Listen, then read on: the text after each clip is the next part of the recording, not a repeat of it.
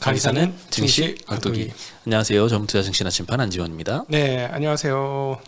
각도기 박상준입니다. 죽지는 않았습니다.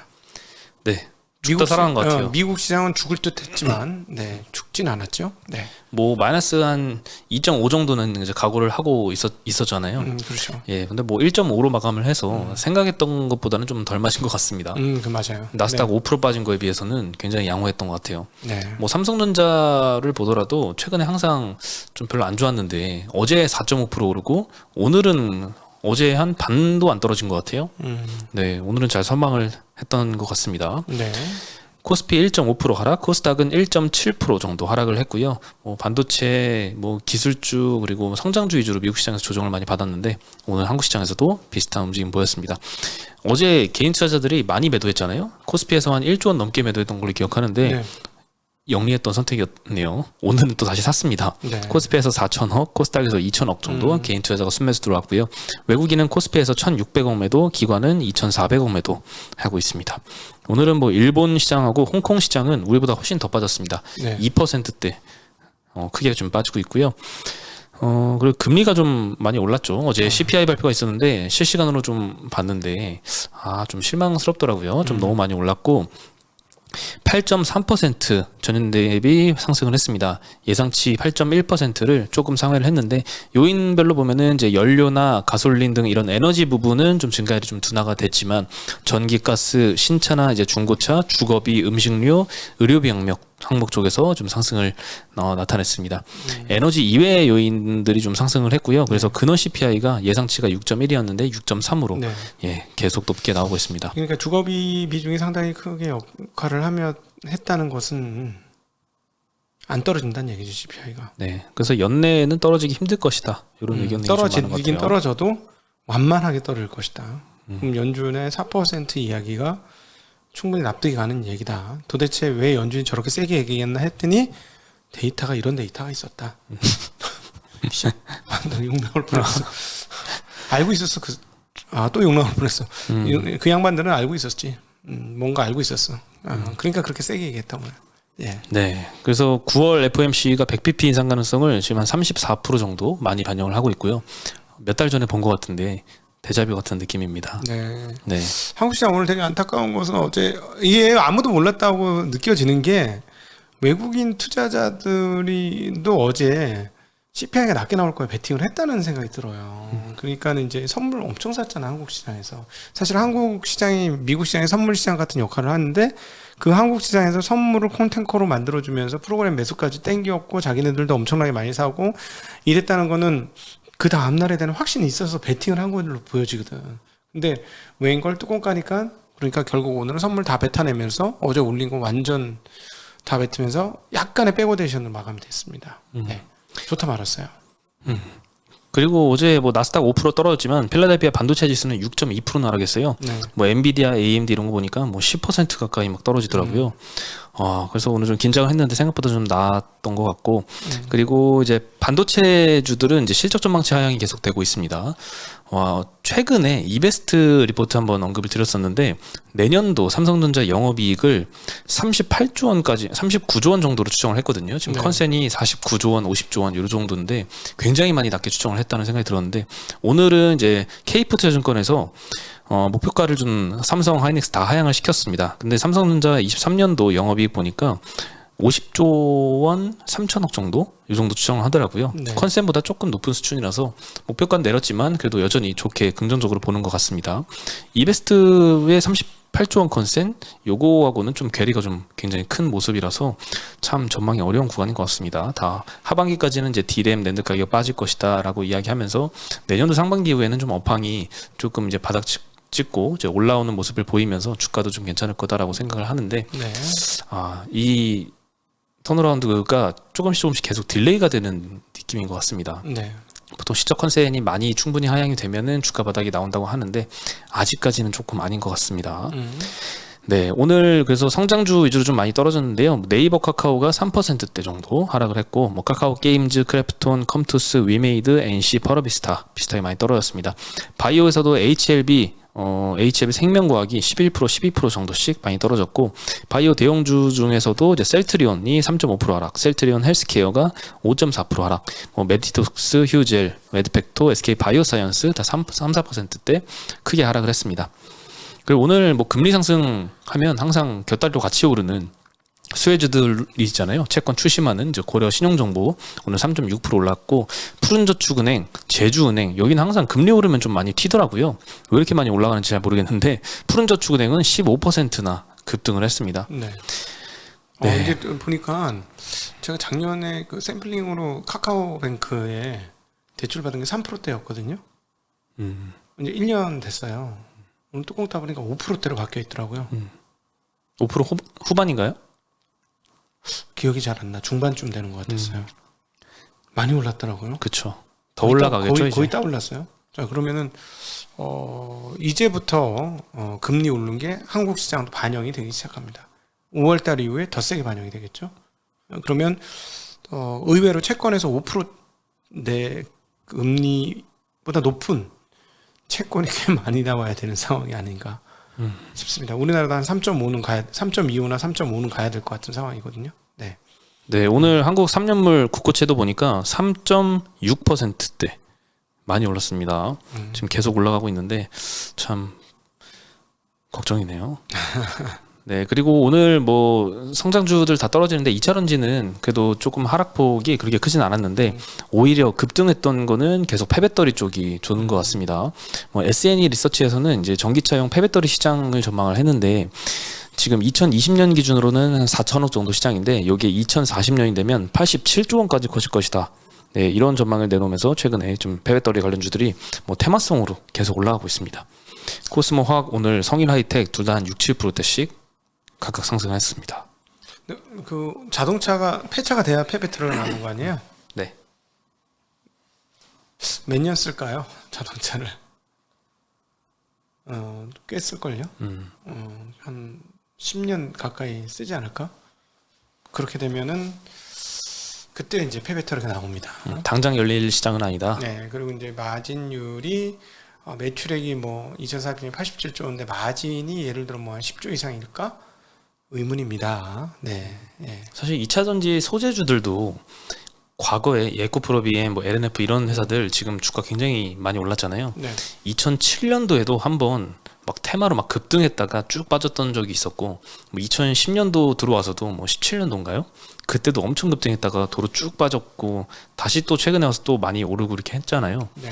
이런 사이클이 계속 있는 것 같아요. 2007년도에 그때 급등을 했을 때도 당장 시장이 전기차 시장이 개화하는 단계는 아니었지만 먼 미래지만 엄청난 성장성 때문에 많이 올라갔는데 폐배터리 시장도 이런 움직임으로 비슷하게 봐도 될까요? 당장 열린 시장은 아니지만 일단 지금은 기대감 때문에 많이 올랐다가 네. 또 어느 순간 또 쭉 떨어지기도 하고 진짜 나중에 이제 시장이 도래했을 때 그때 좀 더 본격적인 큰 폭의 주가 상승이 또 이뤄지고 이런 식으로 네. 가게 좋은 될까요? 예로 말씀해 주신 것 같습니다.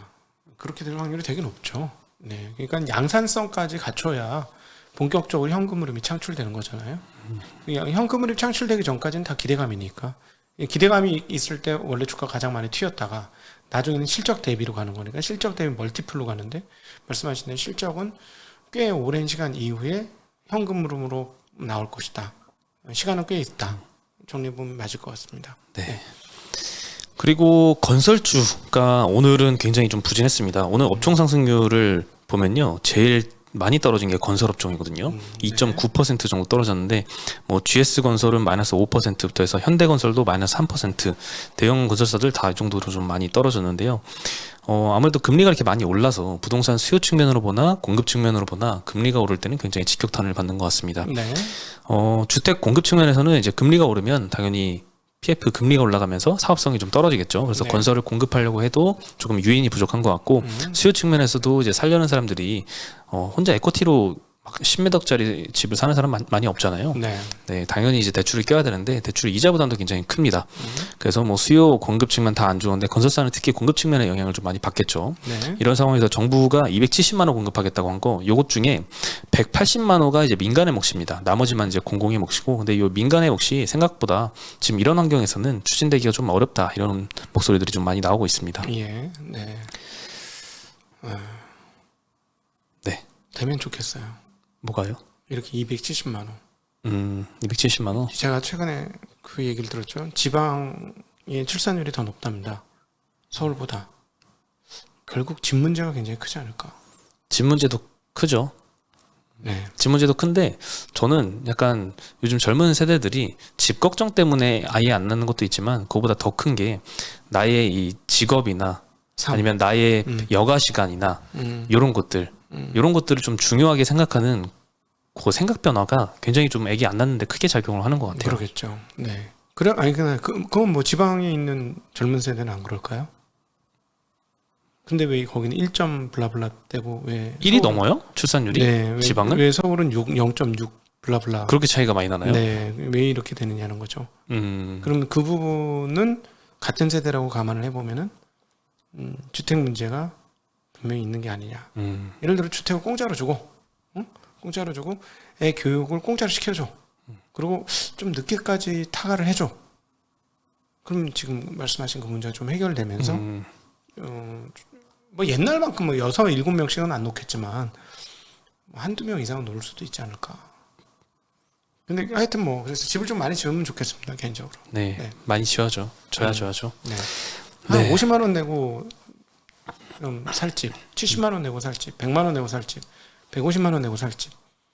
딱 그렇게 임대 렌트로 우리도 렌트로 딱 이렇게 하는 게 있었으면 좋겠어. 돈 많이 버는 사람은 2, 300만 원짜리 살고 적게 버는 사람은 50만 원짜리 그래도 쾌적하게 살 수 있고 좀 사이즈는 작지만 그렇게 하면 어떨까 하는 생각이 듭니다. 그런 세상이 올까요? 공산주의 혁명을 해야 되는 너무 겁니까? 네. 아 아니, 조금 잠깐만, 현실성이 좀 떨어지는 것 같은 느낌. 하면 할 수 있죠. 그린벨트에다 집 많이 왕창 지어가지고 한 100만 원 지으면 됩니다. 안 되겠습니까? 근데 웬만한 데는 이제 요즘 젊은 세대들도 별로 가기 싫어해서 아니 역세권을 좋아하죠. 서울에 그린벨트 있는 거 잘해서 좀 높게 지어가지고 하면 되지 않습니까? 서울 안으로다가 그렇게 하면 될 것 같은데요. 뭐 그렇게 해가지고 네 조금 쾌적하게 관리비 좀 내고 이렇게 하면 의향 있잖아요. 50에서 100만 원 정도 내고 깔끔하게 살 수 있다. 직접 걱정 없이. 정치권으로 좀 가시는 게 더 저요? 빠를 것 같아요. 네, 즉각독입니다. 증시 열심히 각제겠습니다. 네. 네. 예, 마지막으로 이제 부동산 PF 얘기하니까 최근에 저희가 이제 전단체 상품도 좀 많이 증권사에서 팔리고 있는데 그거 관련해서도 파는 입장에서도 세일즈 할 때도 걱정이 되는 게 증권사에서 이 지급 보증을 하는 구조로 짜여 있잖아요. 그렇죠. 혹시나 이거를 내가 팔았는데 이 시행사가 만약에 부도가 나서 증권사가 보상을 해줘야 될 상황이 되고 근데 그 증권사도 유동성이 부족해서 이걸 못 주면 어떡하지? 그러면 뭐 정말 짧잖아요. 이게 만기가 막 네. 3개월 혹은 그 이하까지도 있는데 요거 들어갔다가 괜히 물리게 만드는 이런 상황 초래할까봐 이 증권사의 PF 대출권에 대해서는 좀 요즘 계속 좀 촉각을 곤두세우고는 있는데 이 교보증권에서 관련해서 이 시스템 리스크로 발전할 정도까지는 아니다. 이런 이제 전망을 좀 내고 있습니다. 일단 뭐 부실 가능성은 충분히 계속 점검을 해야 된다라는 의견인데요. 개별 회사의 손실이 이제 타 금융권까지 전이되는 이런 시스템 리스크까지 발전할 정도는 아직은 아니다라고 판단을 하고 있습니다. 2010년도 저축은행 사태가 좀 굉장히 크게 벌어졌었잖아요. 네. 그때만큼은 심하진 않다라고 진단을 했고요. 그리고 그동안 이제 자본 확충 등을 통해서 이제 순자본 비율이 많이 올라갔다고 합니다. 그래서 위기 대응 능력이 많이 높아졌다라고 평가를 했습니다. 그래서 극단적인 상황이 되어서 시행사가 뭐 다 부도가 내서 증권사가 대신 물어줘야 될 상황까지 벌어지게 된다고 하더라도 이 증권사의 유동 비율 그리고 월별 취급 잔액 등을 고려하면 그래도 갚아줄 수 있는 수준이다라고 보는 것 같습니다. 그리고 금리 얘기를 해서 미국의 이제 하이힐드 스프레드를 계속해서 확인하기 시작합니다. 네, 우리 프레드 사이트에서 올라오고는 있는데 그 이 중에서도 좀 금리가 아주 낮은 CCC의 경우는 좀 올라오다가 조금 꺾였고 일반적인 것도 올라오다가 조금 꺾였는데 꺾였다 다시 오를 수도 있어가지고 옛날보다는 좀 올라오고 있다라는 거. 하이힐드 스프레드가 올라오고 있는 것은 요거는 갑자기 올라오거든요. 갑자기 올라오면 좀 되게 곤란한 상황들이 오는데 하여튼 지금 조금 올라와 있다는 거. 그래도 과거보다 위험은 조금 올라와 있다라고 보시면 될 것 같아요. 네, 그리고 특히 증권사 중에서도 PF 쪽 비중이 좀 많은 증권사들이 있죠. 슬슬 조금은 조심을 좀 해야 되지 않을까. 그리고 이제 전단체라고 하는 것 중에 PF 관련은 기초자산 잘 보셔야 될 것 같습니다. 기초자산 잘 팔릴 때면은 상관이 없잖아요. 회수가 되는데. 근데 물론 저것도 있어요. 어떤 증권사가 건전한 기초자산도 있는데 다른 게 물려서 들어가면 상황이 나쁘게 될 수도 있잖아요. 그래서 그것도 감안을 하셔야 될 것 같습니다. 네. 그리고 뭐 금리가 오르면 이 PF만이 문제가 아니라 자기 자본 투자 쪽에서도 채권 관련 손실이 좀 커질 수도 있고요. 네. 그리고 이제 금리가 올라가면 아무래도 증시가 별로 안 좋으니까 최근에 이제 보다시피 이 거래량도 굉장히 많이 줄어듭니다. 그러면 증권사의 위탁 매매 수수료도 많이 줄기 때문에 네. 금리 상승은 참 여러모로 증권사들한테는 좀 위험 요인이죠. 근데 채권이 제일 나빠요. 오늘도 여기 들어오기 직전에 채권 보유하고 있었던 거를 다른 증권사에서 가입을 해가지고 가지고 오셨더라고요. 후순위채예요. 손실이 2% 3%예요. 연초에 가입한 게 2%예요. 그리고 그 전에 한 건 손실이 더 크고. 그래서 1년 이자 받은 거 다 지금 다 녹인 거예요. 손실로. 그런 상황인데 만약에 금리가 더 오르면 어떻게 될까요? 더 떨어지겠죠. 또 이자 받는 걸 다 녹이는 그런 개념이 되니까 하여튼 뭐 금리 상황을 잘 보고 한 10월 달쯤 되면 정리되지 않을까? 한국의 금통위 정도 끝나고 나면. 그럼 그때의 안전한 채권들은 그때 조금 편하게 가입하실 수 있지 않을까? 그때부터 그런 생각을 하고 있습니다. 네, 오늘 소식은 여기까지입니다. 네, 잘 버티셨으려나 모르겠는데 참 힘든 시기인 것 같습니다. 좋게 생각하면 아침보다 1%는 올라서 끝났습니다. 그러네요. 네. 가끔 좋게도 생각하시자고요. 네, 알겠습니다. 네, 그럼 저희는 여기서 인사드리겠습니다. 안녕.